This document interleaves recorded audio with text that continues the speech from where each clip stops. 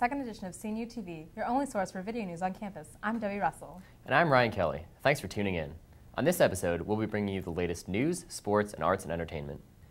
But first, in national news, this morning, a bronze statue of Helen Keller was unveiled in the U.S. Capitol building. The statue, provided by the state of Alabama, replaces the bust of Jabez Curry, a largely now unknown former congressman. Keller's statue is the first of a child, as well as that of a person with a disability, in the collection. It depicts the famous scene of her discovering language with her hand under a water pump. The statue cost about $325,000, consisting of private donations. As some of you may have noticed, there's an interesting hut set up in front of York East. What is it and who built it? CNU TV's Victoria Shirley has the story. Some of you may have been wondering what the fixture that has popped up on the lawn of York East is. Well, a quick visit to this hut will give you a whole lot of answers. That fixture is called a sukkah, which was built by the Hillel at CNU Club to celebrate the 7-day Jewish Harvest Festival, Sukkot. The Hillel organization are for any Jewish people on campus. You can be Jewish or not Jewish. Sukkot is the Jewish festival of like the harvest and fall, and we build this hut kind of, and you're supposed to sleep out here for a week and eat out here, and basically this is your house because you're like living with the nature. Unfortunately, we can't have it on the Great Lawn. Obviously, there is none, but I think it being right here, it's a good location. Throughout the week, different activities are planned for each day to bring not only the Jewish students, but students of other religions together to partake in this holiday. I feel like it'll help other people from different religions learn more about other religions and help them get to know other people and talk to them a little bit more. Yeah, a lot of people seem interested in it because, I mean, this is kind of odd to see on a college campus. Yeah, it's nice. I'm really glad that we do it. Well, there you have it, the answer to your question about what this hut is on the lawn of York East. For CNU TV, I'm Victoria Shirley. Back to you in the studio, Debbie and Ryan. If you haven't seen the Sukkah hut, you should definitely stop by and take a look. Now let's head over to the weather desk to see what lies ahead for our weekly forecast. Is it time to break out the winter coat, Susan? It's not quite winter coat weather just yet, Debbie, but unfortunately you may need your raincoats for the weekend. I'm Susan Abarica here with your weather. Let's take a look at the Doppler. Fall is definitely in the air with cold fronts making their impact all over the U.S. In the north, a low-pressure system is moving its way down the New England region, bringing with it a moderate amount of rainfall. In the south, a cold front brings scattered thunderstorms to central and southern Florida, and a new front for Thursday expected to bring rainfall to Texas and Oklahoma. Colder temperatures and scattered rain showers sweep through the Midwest, and a cold front in the west could bring some snow showers. Now let's take a look at your 7-day forecast. Today, high 78 with a 50% chance of rain, low 54. For Thursday, high 75, sunny, low 57. Friday, a high of 82, partly sunny, and a low of 68. Expect showers throughout the weekend with a high of 75 on Saturday and 70 on Sunday. For next week, get ready for cooler temperatures with a high of 72 on Monday and 67 on Tuesday. It looks to me that we'll at least have a few hot days ahead before the weather turns cold. Back to Ryan and Debbie in the studio. Thanks, Susan. Looks like our fall break may be a little rainy. At least there weren't any games this weekend to get rained out. Speaking of sports, what's going on in the sports world, Patrick? Just enough, Ryan. I'm Patrick Nightingale here with your sports. This past Monday, Brett Favre proved he was still an elite quarterback in the NFL. Favre led his new team, the Minnesota Vikings, to a 30-23 win over his old team, the Green Bay Packers. Favre passed for 271 yards, completing 24 out of his 31 passes. Not to be outdone, Favre's replacement Aaron Rodgers threw for 384 yards in the loss. This rivalry is as hot as ever now and shows no signs of cooling off as long as Favre keeps playing so well. In local sports news, the men's soccer team improved with another win this past week to improve to 8-1 on the season. The continued success allowed the captains to improve to number 2 in the nation. The soccer team wasn't the only team to secure a win this past week. The field hockey team beat Eastern Mennonite this past week 2-0.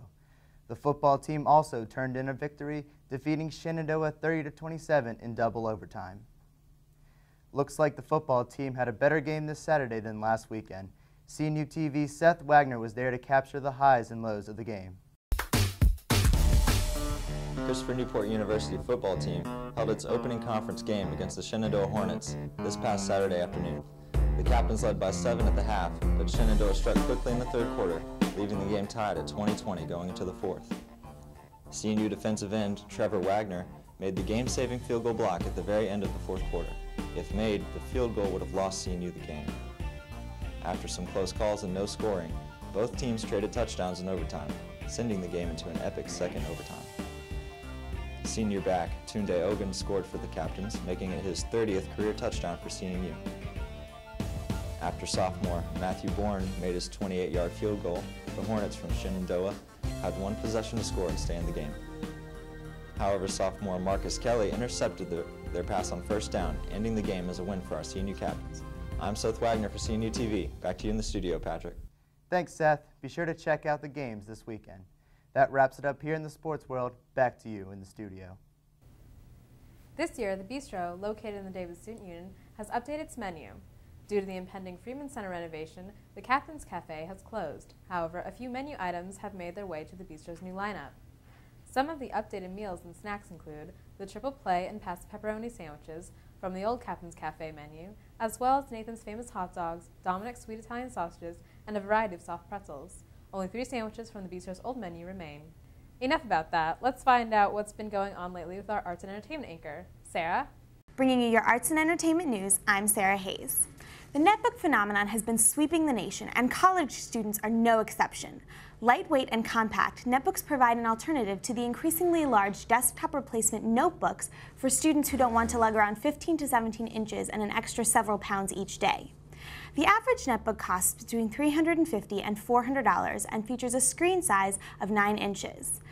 They are not suitable for all technological needs, but they can be hooked up to regular desktop monitors, mouses, and keyboards, or just used for basic internet, email, and word processing functions throughout the day.